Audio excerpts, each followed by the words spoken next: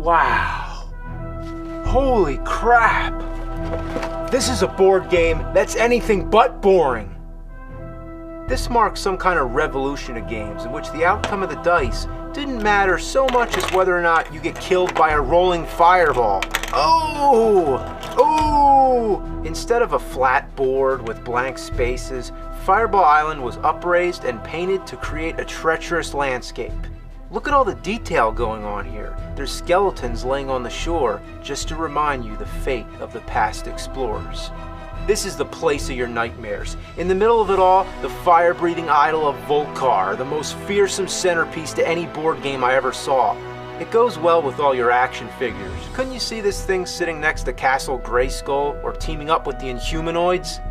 I love the picture on the back of the box. Isn't that how the game should be played? On a beach like that? That's awesome! It sure gets an A+ for presentation, but that's just the beginning. Your imagination takes over the rest.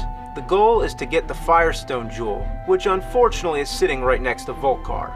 The adventure starts at Dead Man's Plateau and across the Witchlord Trail. Whenever you roll a 1, it's fireball time.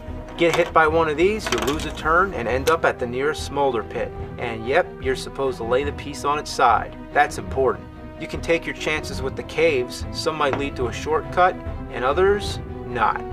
Pass the Witchlord Ruin, get the Magic Charm token, trade in for a full hand of cards, get past Thunder Alley, Skeleton Head Beach, Blister Run, Fire Flash Shoot, steal the jewel, and then it's a race back to the boat with every player trying to take the jewel from each other. You go over the bridge, down Viper Pass, then you make it back to the dock where you face your final and toughest pitfall of all, getting on the boat. Why is it so small? If you can get your hands on this game, gather some friends and give it a try. It's not easy to find the complete game intact.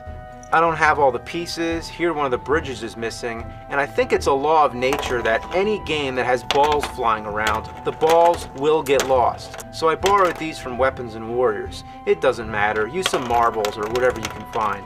Fireball Island, a game anybody can play as long as you got some balls.